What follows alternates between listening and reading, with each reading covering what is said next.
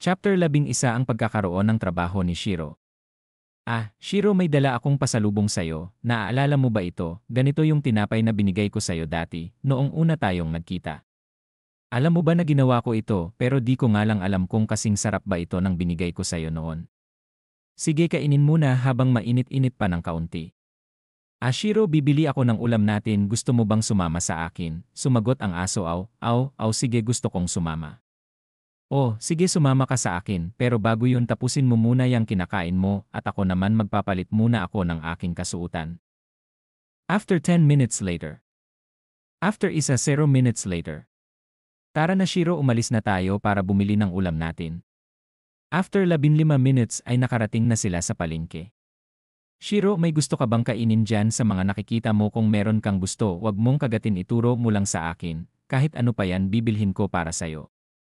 Alam kong nalungkot ka dahil iniwan kita sa bahay, kaya para makabawi ako sa'yo pakakainin na lang kita ng gusto mo, kaya ituro mo lang sa akin yung mga gusto mong kainin. Shiro, malapit na akong matapos dito sa mga binibili ko, wala ka pa bang nakikita na gusto mong kainin? Alam mo Shiro, malulungkot ako kapag di ka man lang pumili ng gusto mong kainin. Nang marinig ito ng aso ay agad niyang itinuro ang cake shop sa tapat nila, kaya napasabi si Rinrin na sige, bumili tayo ng isa.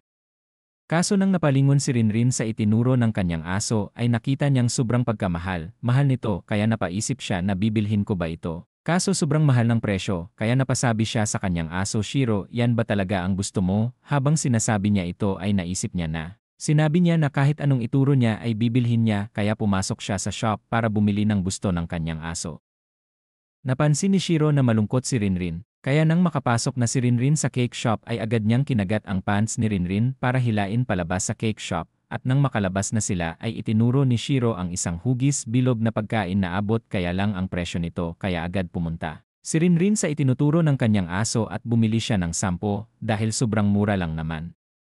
Pagkatapos bumili ay ipinakain niya agad ang isa kay Shiro, at nang makain na ito ni Shiro ay nasarapan siya, kaya naglulundag ito sa daan at niyakap ang paa ni Rinrin. Naalala ni Rinrin yung araw na niyakap siya ng aso dahil natatakot ang kanyang aso na iwan siya ni Rinrin. Habang nakikita ni Rinrin na masaya ang kanyang aso ay natuwa siya dahil napasaya niya ito at umuwi na rin sila pagkatapos. Shiro, natuwa ka ba sa paglabas nating dalawa? Aw, sabi ng aso. O sige, lulutuin ko na itong pinamili natin para makakain na tayo. Habang nagluluto si Rinrin ay tumawag ang kanyang boss sa trabaho. Rinrin, gusto ko sanang sabihin sa'yo na meron akong magandang alok na trabaho sa aso mo. Napansin ko kasi na parang hirap kang iwan ang aso mo sa bahay, kaya naisip ko kung hirap kang iwan siya, bakit hindi mo na lang siya isama sa'yo, kasi kung isasama mo siya di mo na kailangan na mag-alala sa kanya. Kung gusto mo bibigyan ko na lang ang aso mo ng trabaho dito sa bikere ko. Kung magagawa niya ang ipapagawa ko sa kanya ng maayos, gagawin ko siyang regular kasama mo. Boss, ano ba ang ibibigay ninyong trabaho sa kanya? Ang ibibigay kong trabaho sa kanya ay kailangan lang niya na tumayo sa harap ng pinto sa bikere at may isasabit ako sa kanya na tumuloy po sana kayo sa aming bikere at subukan ang mga masasarap naming mga tinapay, please, yun lang ang kailangan na. Gawin ng aso mo. Rinrin, payag ka ba sa alok ko sa aso mo? O sige, bibigyan muna kita ng oras para makapag-isip sa alok ko sa'yo, pero dapat bukas may desisyon ka na kasi kailangan mo pang pumasok bukas. Bye-bye na Rinrin, aasahan ko ang desisyon mo sa alok ko sa'yo. Shiro, luto na itong pagkain natin, kain na tayo. Habang kumakain ay sinabi ni Rinrin sa kanyang aso, Shiro, may magandang alok na trabaho ang boss ko sa'yo, di ko alam kung papayagan ba kita, o hindi kasi nag-aalala ako sa'yo, baka kasi saktan ka ng mga tao doon. Shiro, dapat ba tanggapin ko ang alok ng boss ko sa'yo? Ano sa tingin mo, papayag ba ako?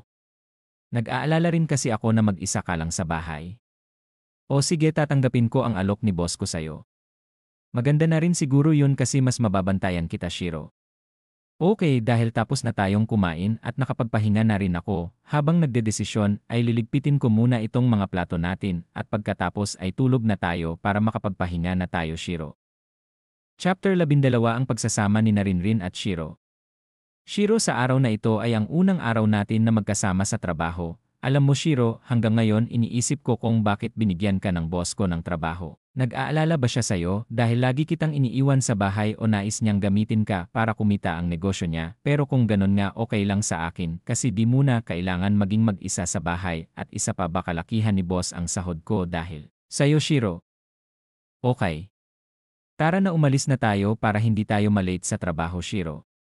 Habang naglalakad sila ay may nakita si Shiro na isang batang naglalakad na hindi tumitingin sa dinaraanan niya kaya dali siyang tumakbo dahil may truck na makakasagasa sa bata at ang driver ng truck ay buntikan niya ng masagasaan ang bata. Buti na nga lang ay nahila kaagad ni Shiro ang bata bago ito buntikan ng masagi ng truck. Si Rinrin ay nagsasalita kung ano dapat gawin ni Shiro sa trabaho, ngunit hindi niya alam na wala na pala sa likod niya si Shiro, kaya nang lumingon siya sa likod niya ay wala na sa likod niya ang kanyang aso. Kaya natakot siya baka kinuha siya ng mga silbahing tao, at nang tumingin siya sa kaliwa niya ay napansin niya si Shiro na may kagat na bata, kaya agad siyang tumakbo dahil akala niya ay sinaktan niya ang bata nang nakarating si Rinrin sa kinaruruunan ni Shiro ay nagalit siya sa aso niya at buntikan niya na itong masaktan. Nang sasaktan na ni Rinrin si Shiro ay nagsalita ang bata ate wag niyo po siyang saktan. Kasi po kung hindi dahil sa mabait na asong yan baka po nasagasaan po ako ng malaking sasakyan. Nang sabihin ito ng bata ay huminga ng malalim si Rinrin dahil sobrang natakot siya at kinabahan sa pag-akalang naging masama ang kanyang aso niyang si Shiro at humingi si Rinrin ng tawad kay Shiro dahil buntikan niya itong masaktan. Ate aso mo ba siya pwede ko ba siyang mahawakan at ano po pala pangalan niya ate? Shiro ang pangalan niya, sige lang hawakan mo lang siya. Salamat po ate. Shiro salamat sa pagsagip mo sa akin kanina kung hindi mo ako hinila kanina baka nasagasaan na ako at pag nangyari yon baka maraming mag-aalala dahil sa akin. Mabuting aso Hito tinapay sorry kung Hito lang mabibigay ko sayo. Sumagot ang aso. Aw, okay lang salamat sa tinapay mabait na bata. Sumagot ang bata. Salamat Shiro sana sa susunod magkita ulit tayo. Habang papaalis na ang bata ay sinabi niya kay Rinrin. Ate napakabait ng aso nyo at sobra po siyang maunawain sa mga tao. Sana po alagaan nyo po siyang mabuti baka po isang araw ay iligtas niya ang buhay nyo dahil sobra ka pong mahal ng aso nyo ate. Bye-bye po Ate at Shiro. Shiro salamat dahil akala ko naging masama ka na. Okay tara na sa trabaho natin baka malate na naman ako. Magagalit na naman si boss sa akin. Shiro alam mo na ba kung ano ang gagawin mo sa pinagtatrabahuan ko ang dapat mo lang gawin ay tumayo doon sa pintuan di ba sobrang dali lang. Okay tara na Shiro pumasok na tayo. Oh! Rinrin buntikan ka na naman na malate sa trabaho. Sorry po boss may nangyari kasi habang papunta kami dito. Boss Hito pala ang aso ko. Siya na ba ang aso mo, mabait ba siya at hindi nangangagat ng tao? Kung mabait siya sige pwede na siyang magsimula ngayong araw. Rinrin pwede mo bang idikit ito sa kanya at kung pwede patayuhin mo siya o papuntahin na sa labas upang makapagsimula na siya. Okay po boss. Shiro tumayo ka doon sa labas o pwede ding umupo ka kung gusto mo at mag-ingat ka sana sa mga silbahing tao at kung may manakit man sayo wag mo silang sasaktan, ako na ang bahala sa kanila, naiintindihan mo ba Shiro? Aw boss may ipapagawa pa ba kayo na iba sa aso ko? Meron pa, kung pwede sana akitin ng aso mo ang mga tao para pumasok dito. Okay po boss. Shiro pwede mo bang akitin ang mga tao para pumasok sila dito? Aw. Sige masusunod ang nais mong ipagawa sa akin. Okay. Rinrin and Shiro start na tayo, sana sa araw na ito ay marami tayong maging customers at mabinta na tinapay. Habang si Shiro ay nasa labas ay maraming nakakakita sa kanya, ngunit dinadaanan lang siya ng tao. Napansin ni Shiro na kaunti lang ang pumasok kaya nakarandam siya ng lungkot dahil dinadaanan lang siya ng mga tao. Napansin rin na parang nalulungkot ang aso niya kaya saglit siyang lumabas para kausapin si Shiro. Shiro kamusta ka dito? Alam mo wag kang malungkot dahil ganito naman lagi ang nangyayari sa bakery ni boss. Nakikita mo ba yung malaking bakery na yon? Dahil sa bakery na yan na tapat lang natin kaunti lang ang bumibili sa atin, kaya wag mong isipin na kasalanan mo ang kaunti lang ang pumapasok dito, dahil ganito naman lagi sa bakery ni boss. Kaya wag ka nang malungkot Sige pasok na ako. Rinrin bakit boss? Rinrin kung isara na lang natin tong bakery, kasi halos walang bumibili sa atin. Narinig ito ng aso at nakita niyang nalungkot si Rinrin sa sinabi ng kanyang boss, kaya agad-agad siyang gumawa ng paraan para hindi ito isara ng boss ni Rinrin.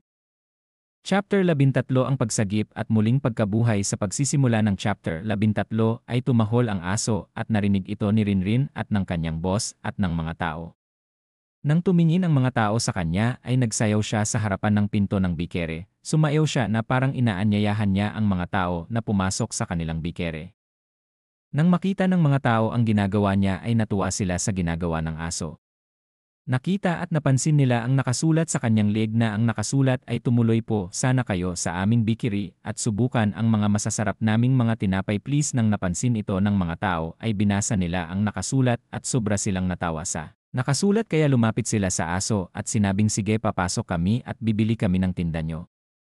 Nang marinig ito ng aso ay natuwa siya at nagsipasukan ang napakaraming tao sa bikiri nila. Sa ginawa ng aso ay marami silang naibinta sa araw na yon. Rinrin ang galing ng aso mo akala ko magsasara na tayo kanina pero sa ginawa ng aso mo, marami tayong naibinta dahil sa kanya, bukas ulit Rinrin sana ganito na lang lagi binta natin araw-araw.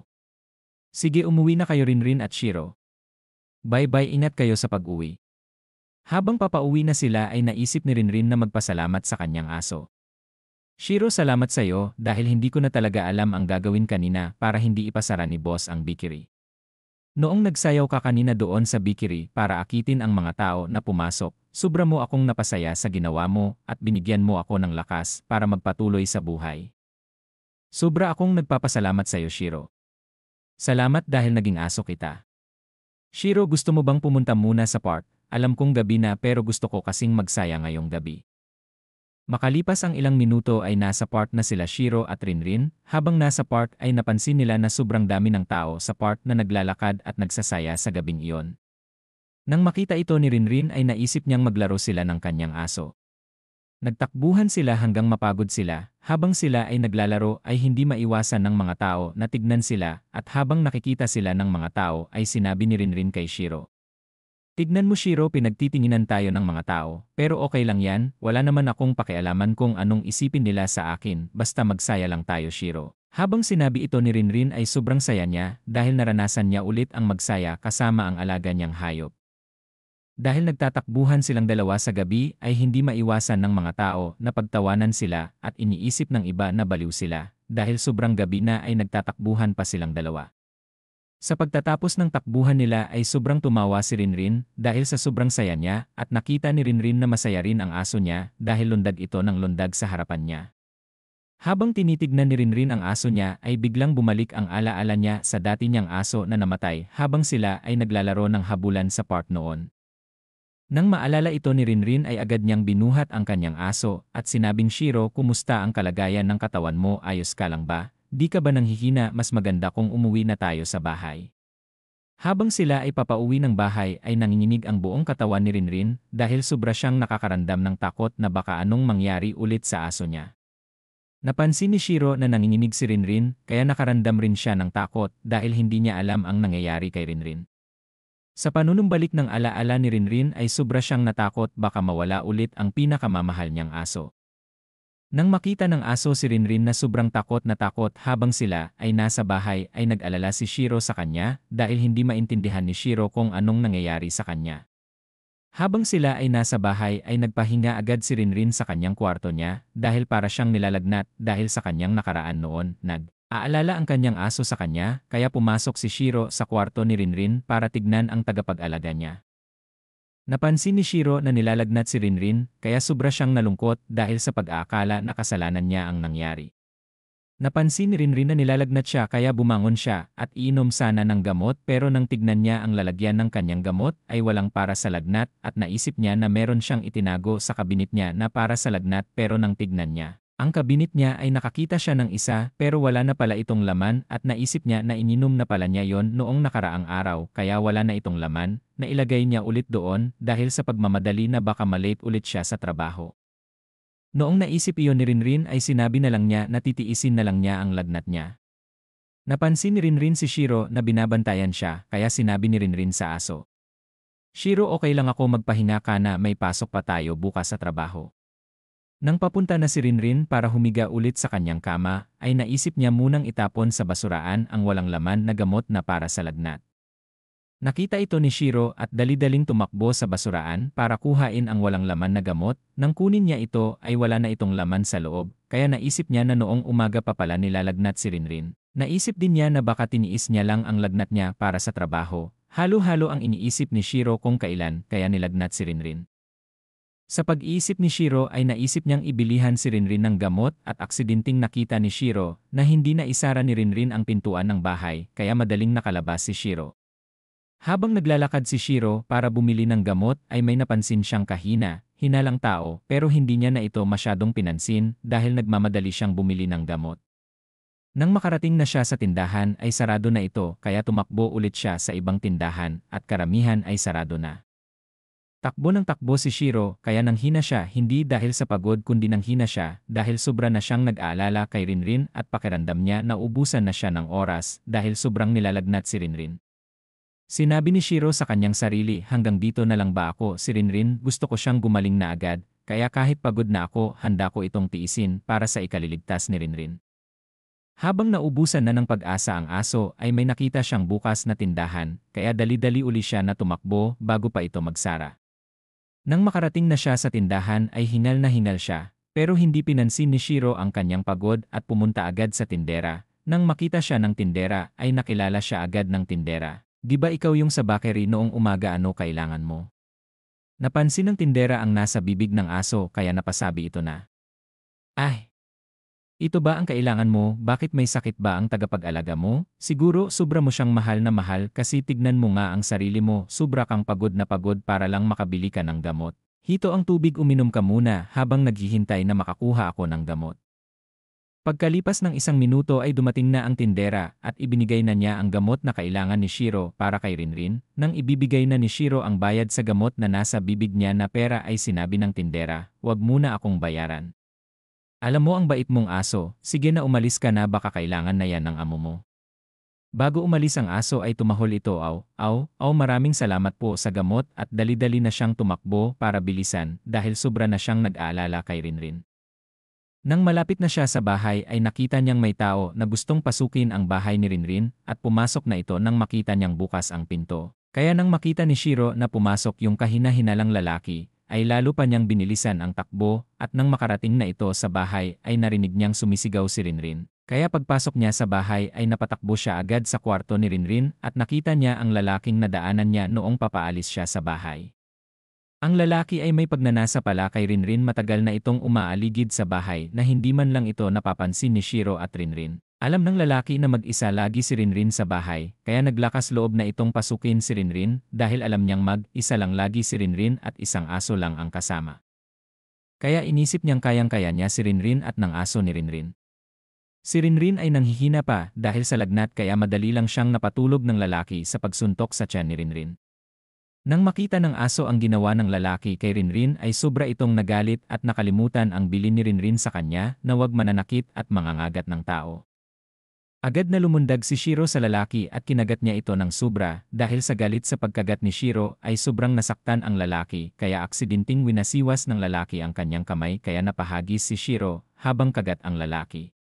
Dahil sa sobrang napahagis si Shiro ay sobra siyang nasaktan pero hindi ito pinansin ni Shiro at tumakbo ulit siya para kagatin ulit ang lalaki dahil ito'y nagmamadaling tumakas para makalabas dahil sobra siyang natakot sa aso ni Rinrin. Ang lalaki ay malapit nang makalabas pero naabutan siya ng aso at agad na kinagat ni Shiro ulit ang lalaki. Nasaktan ang sobra ang lalaki at nakita ng lalaki ang knife sa kitchen, kaya habang kagat na kagat ni Shiro ang lalaki, ay unting-unting lumalapit ang lalaki sa kitchen para kunin ang knife. Nang makarating na ang lalaki ay agad niyang kinuha ang knife at sinaksak ang aso ng sobrang dami. Kahit na nasaksak na si Shiro ng maraming beses, ay hindi pa rin ito bumibitaw sa paa ng lalaki. Kaya sobrang natakot ang lalaki kaya nang mapabitaw na si Shiro dahil sa naubusan na siya ng dugo ay tumakbo na ng sobrang bilis ang lalaki palabas ng bahay at habang tumatakbo siya ay nakarating siya sa daanan ng maraming sasakyan kaya naisip niya na ligtas na siya kaya tumigil na siya sa pagtakbo at nasabi ng lalaki sa sarili ayoko nang pasukin ang bahay ng may aso ayoko na talaga. Habang nasa daan ang lalaki ay hindi niya napansin na nasa gitna pala siya ng daan. Sa daang yun ay may isang dumadaang truck na malaki at dahil sa nakaitim yung ng loob sa bahay ni Rinrin ay hindi napansin ng driver ng truck na may tao pala sa gitna ng daan at aksidente ring nakainom ang driver ng truck kaya hindi niya napansin na may nasakasaan siya nang di niya napapansin. Nagkadurog-durog ang katawan ng lalaking ng loob sa bahay ni Rinrin. Balik sa bahay nila Shiro at Rinrin. Nang makaalis na ang lalaki ay nag-agaw buhay na ang aso. Kahit nanghihina na si Shiro ay nagawa niya pa rin magsulat ng last message niya kay Rinrin gamit ang kanyang sariling dugo. Message: Rinrin, sorry kung iwan na kita, gusto ko pang makasama ka at tulungan ka sa mga bagay na ikaliligaya mo. Salamat sa lahat ng ginawa mo para sa akin, salamat sa pagkopkop mo sa akin. Hindi kita malilimutan Rinrin. Alagaan mo sana lagi ang kalusugan mo, paalam na Rinrin. Mahal na mahal kita. Pagkatapos niyang isulat ang last message niya, ay agad na ring namatay si Shiro, habang lumuluha ng pamamaalam at pasasalamat kay Rinrin sa lahat ng ginawa nito para sa kanya. Habang tulog si Rinrin ay napaginipan niya ang aso niya na nagpapaalam sa kanya, ngunit sa panaginip niya ay nagsasalita si Shiro sa paraang maiintindihan ni Rinrin. Kaya lahat ng sinabi ni Shiro ay naunawaan niya at inalok ni Shiro si Rinrin na maglaro habang may oras pa siya na natitira bago magising si Rinrin. Naglaro sila ng habulan sa halamanan at nang mapagod na sila ay sinabi ng aso kay Rinrin ang katulad sa last message na isinulat niya at nagpaalam na ang aso sa kanya pagkatapos. Napaiyak si Rinrin habang nagpapaalam ang kanyang aso sa kanya at ang huling sinabi ng aso sa kanya ay salamat sa lahat at salamat sa pagbibigay sa akin ng magandang pangalan at sinabi niyang nagustuhan ko ang pangalan kong Shiro. At nagising si Rinrin habang lumuluha ang mga mata niya. Pagkagising ay hinanap niya si Shiro dahil hindi niya ito napakain noong gabi kaya naisip niyang pumunta sa kusina para ipaghandaan si Shiro ng makakain. Habang papunta siya sa kusina ay may napansin siyang dugo, sinundan niya ang dugo hanggang makita niya na nakahandusay si Shiro at wala ng buhay. Pagkalitan niya kay Shiro ay naalala niya ang nangyari noong gabi. Akala niya ay nananaginip lang siya pero hindi niya alam na totoo pala ang lahat ng nakita niya. Noong pinatulog ng lalaki si Rinrin ay hindi naman talaga siya nakatulog ng sobra, kaya lahat ng pangyayari ay nakita niya. Gustuhin man ni Rinrin na bumangon hindi niya magawa dahil nanghihina siya kaya akala niya binabangungot lang siya noong oras na yon pero hindi niya alam na totoo pala ang lahat ng yon. Habang umiiyak si Rinrin ay nakita niya ang last message ng aso at nang mabasa niya ito ay sobra siyang napaiyak at naalala niya ang panaginip niya na katulad din sa nakasulat ang sinabi ng aso niya sa kanya at lalo pa siyang napaiyak noong nakita niya ang gamot na binili ng aso para sa kanyang lagnat. Nakita niya ito dahil nasa liig lang ito ng aso at nakalagay ito sa plastic bag. Inisip ni Rinrin kung paano nakabili ang aso ng gamot at naalala niya na binigyan pala niya ito ng pera noong nakalabas sila ng trabaho. Inilagay niya ito sa maliit na plastic bag at itinali sa liig ng aso, kaya ito ay may pera. Noong naisip ni Rinrin na ginawa ng aso niya ang lahat para siya iprotektahan, ay sobra siyang napaiyak dahil wala man lang siyang nagawa para tulungan ito sa laban pero ang mas nagpaiyak kay Rinrin ay hindi man lang siya nakapagpasalamat sa pagliligtas sa kanya ng kanyang aso bago man lang ito binawian ng buhay. Kaya habang nasa harap siya ng kanyang patay na aso ay sinabi niya sa kanyang aso habang siya ay nakangiti at tumutulo ang luha. Shiro, salamat dahil inialay mo ang buhay mo para lang protektahan ako at tandaan mo na mahal din kita. Di ko sasayangin ang buhay ko na pinag-alayan mo ng iyong buhay, gagawin ko ang lahat para sumaya sa buhay. Pagkatapos sabihin ni Rinrin ang mga iyon ay binuhat niya na ang kanyang aso. Habang buhat-buhat ni Rinrin si Shiro, habang umiiyak ay pumunta siya kung saan niya inilibing ang una niyang aso at pagkarating ay ginawahan niya ng puntod si Shiro sa tabi ng dati niyang aso. Sinabi ni Rinrin kay Shiro at sa dati niyang aso, hindi na naman ako nagtagumpay sa huli na matayan ulit ako ng alaga. Kung hindi lang sana ako ang naging amo niyong dalawa, hindi sana kayo mamatay. Sorry, I'm so sorry sa inyong dalawa. Habang umiiyak si Rinrin habang sinisisi na naman ang sarili ay dumating ang bata na tinulungan ni Shiro dati at sinabing, ate, wag mong sisihin ang sarili mo dahil hindi ka naman sinisisi ng mga aso mo. Ang totoo nga nagpapasalamat pa silang dalawa sa'yo dahil kinukop mo sila at pinakain at inalagaan ng mabuti. At sinabi ni Rinrin sa bata, kung may pagkakataon lang ako na balikan ang oras sa mga araw na namatay sila, gusto kong bumalik at baguhin yon at iligtas sila. At naisip ni Rinrin kung paano nalaman ng bata na nagpapasalamat silang dalawa sa kanya.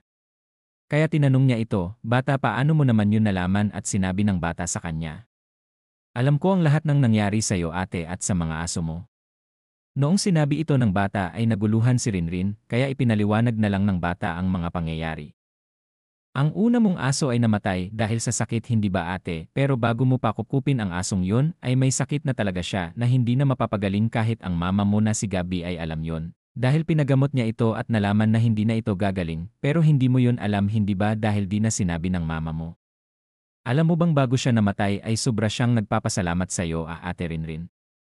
Ang ikalawa naman si Shiro, alam mo bang nangako siya sa sarili niya na poprotektahan kanya kahit anong mangyari, kaya sigurado akong masaya si Shiro dahil natupad niya ang pangako niya sa'yo.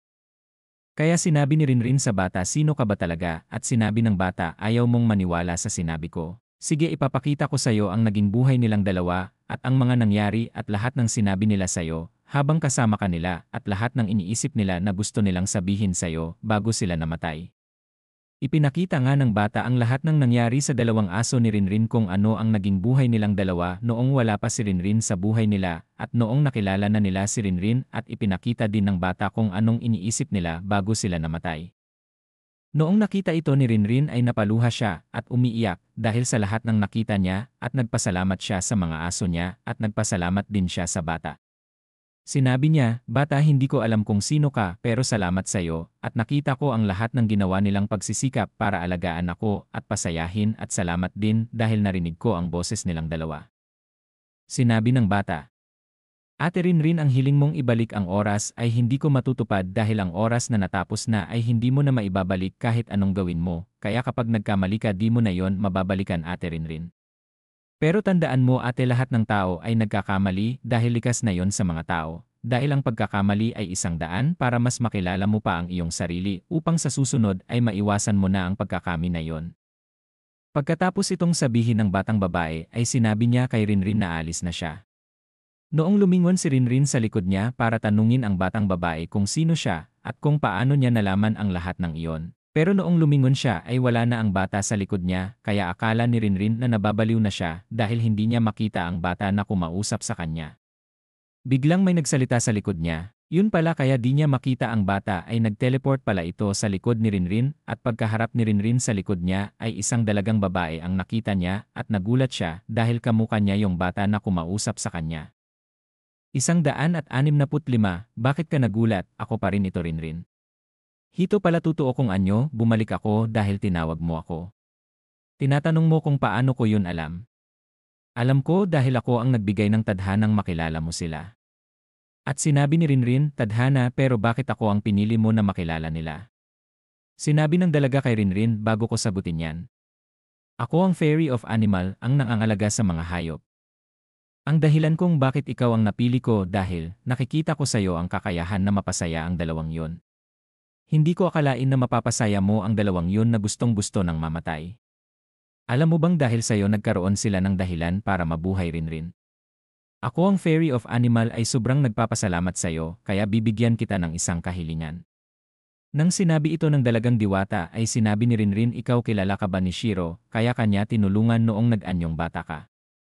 Hindi niya ako kilala at ganoon din ang dati mong aso. Noong araw na tinulungan ako ng aso mo ay yun yung araw na lumabas muna ako ng fairy world. Noong nakalabas na ako sa fairy world ay iniisip ko kung ano ang pwede kong gawin para magpanggap na tao. Hindi ko namalayan na may truck na pala na makakasagasa sa akin. Alam mo ba na kahit masagasaan pa ako, hindi naman ako mamatay, tatagos lang ang lahat sa akin. Dahil hindi naman ako nakikita ng mga tao pero kapag may humawak sa akin na hayop ay makikita na ako ng mga tao at mahahawakan na ako ng mga tao pero wala naman kamatayan ang tulad ko.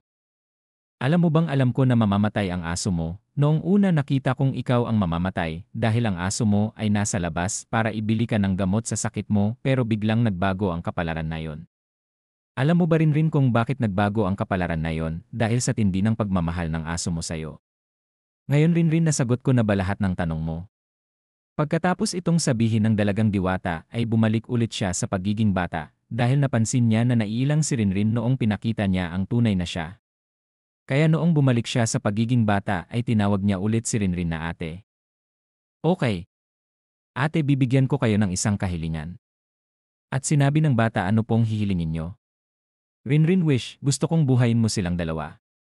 Fairy child, hindi pwede kung gusto mo isa lang sa kanila. Rinrin wish, si Shiro na lang buhayin mo pero gusto ko ilagay mo siya sa mabuting pamilya, gusto ko siyang sumaya sa buhay. Fairy child, bakit ayaw mo na ba sa kanya? Kung yan ang gusto mo ate, sige tutuparin ko hiling mo pero hindi na siya magiging aso. Rinrin, gusto ko si Shiro dahil sobrang bait niya kung ako pa ang magiging amo niya baka mapahamak na naman siya. Kung hindi na siya magiging aso, okay lang kahit maging anong hayop pa siya basta gusto ko siyang sumaya. Fairy child, kung mahal mo siya, sige may naisip na akong gagawin kay Shiro, pero may kondisyon ako kailangan mahanap mo siya at sabihin sa akin kung siya ba ang dati mong aso. Pag nagkamali ka sa sagot mo at hindi si Shiro ang nahanap mo, mamamatay siya. Isang beses mo lang akong pwedeng tawagin.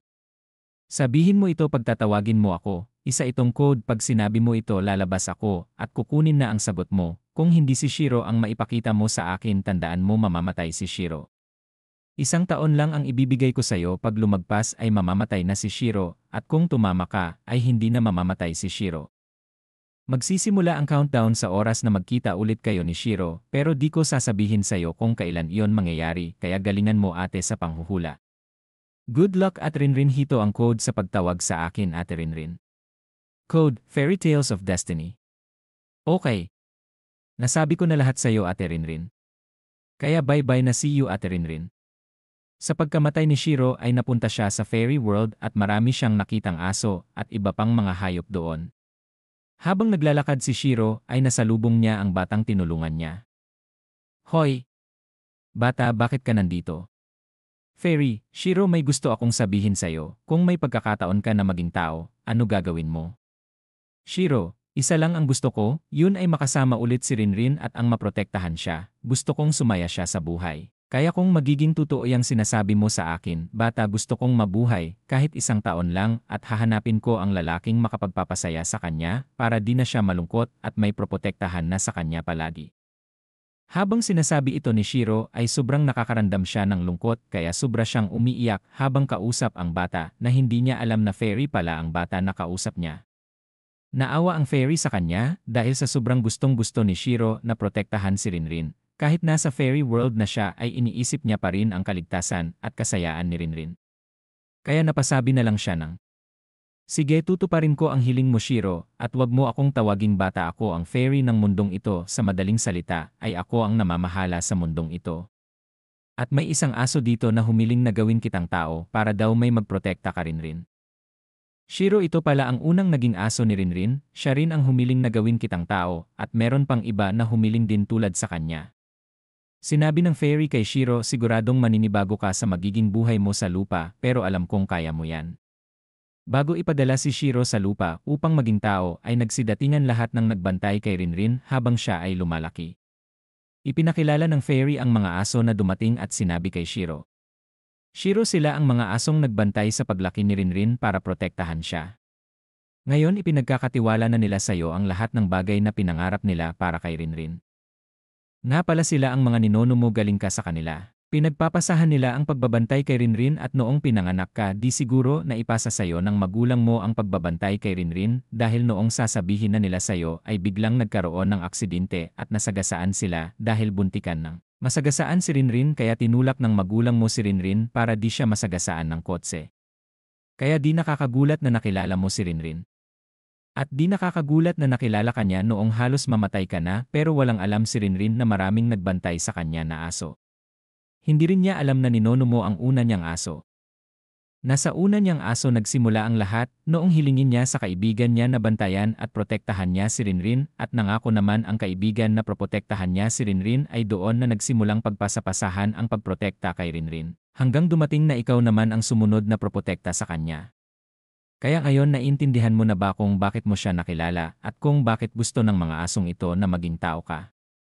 Sige gagawin na kitang tao at may sasabihin ako sa iyo na meron akong ginawang kasunduan namin ni Rinrin at si Rinrin din ang humiling na buhayin kita pero di niya alam na gagawin kitang tao ang alam niya ay gagawin kitang hayop pero di na aso.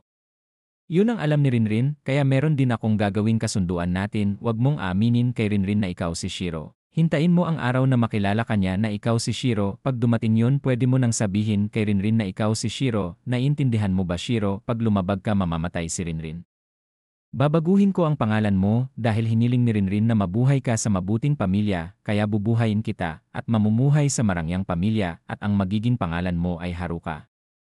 Ang tawag sa gagawin ko ay reincarnation, ipapasok kita sa katawan ng binata na malapit ng mamatay at ikaw na ang magmamay-ari ng katawan niya dahil patay na ang totoong nagmamay-ari nun, kaya ikaw ang ipapalit ko upang mas madali kang makakilos. Ikaw na ang bahala kung paano mo gustong mabuhay, Shiro. Ngayon sisimulan ko na ang ritual ng reincarnation. Shiro, alalahanin mo ang dahilan kung bakit ka nagpabuhay muli at alalahanin mo rin na sa oras na mamatay ka ulit ay hindi ka nababalik dito kundi magiging abo ka na at sasabong sa hangin ang katawang lupa mo. Sige Shiro, bye-bye, na hiling kong magtagumpay sana kayo ni Rinrin sa kasunduan na ginawa ko sa inyo.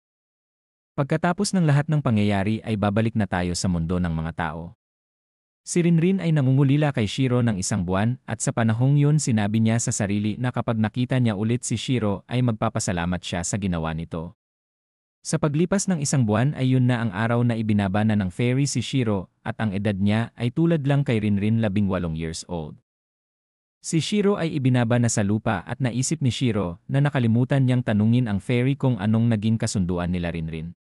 Hindi alam ni Shiro na walang balak na sabihin ng fairy ang naging kasunduan nila Rinrin dahil gusto niya na si Shiro ang makatuklas ng kasunduan nila Rinrin. Alam ng fairy na kahit malaman pa ni Shiro ang kasunduan ay wala pa rin itong magagawa dahil nakasalaylay lang ito kay Rinrin kung paano niya ito mapagtatagumpayan. Nang magising si Shiro ay nasa hospital siya at may umiiyak sa harapan niya. Hindi alam ni Shiro ang nangyayari at naalala niya ang sinabi ng fairy sa kanya na ilalagay siya sa patay na tao, kaya naintindihan niya agad ang nangyayari. Habang nasa hospital ay biglang siyang bumangon kaya nabigla ang mga doktor at magulang ng binata dahil patay na ito at di na humihinga kaya sinabi na lang ng mga doktor na himala ang nangyari at yun na rin ang pinaniwalaan ng magulang ng binata. At lumipas ang isa pang buwan ay nagkita na silang dalawa kung saan sila unang nagkakilala, ngunit nang papalapit na sila sa isa't isa, ay may dumaan na nagbibisikleta, at habang naglalakad si Shiro ay hinila siya ni Rinrin dahil masasagasaan siya ng nagbibisikleta sa likuran niya at sinabi ni Rinrin sa nagbibisikleta, "Hoy, mag-ingat ka naman, buntik mo na siyang masagasaan sa bilis mo," at nagsorry ang nagbibisikleta at sinabing di ko naman siya intensyon na sagasaan siya, "Sorry kung natakot kita." Sa ginawa ni Rinrin ay nagpasalamat si Shiro sa kanya, ngunit dahil tao na si Shiro ay hindi siya nakilala ni Rinrin, ngunit si Shiro ay nakilala niya agad si Rinrin at nang makita niya si Rinrin ay napaluha ito dahil nakita niya ulit ito. Nang magpapakilala na sana siya ang aso niya na si Shiro ay naalala niya ang sinabi ng fairy sa kanya na hindi niya pwedeng ipakilala ang sarili na siya ang aso ni Rinrin. Sinabi ng fairy sa kanya na ang bago niyang pangalan lang niya ang pwedeng sabihin niya sa mga tao.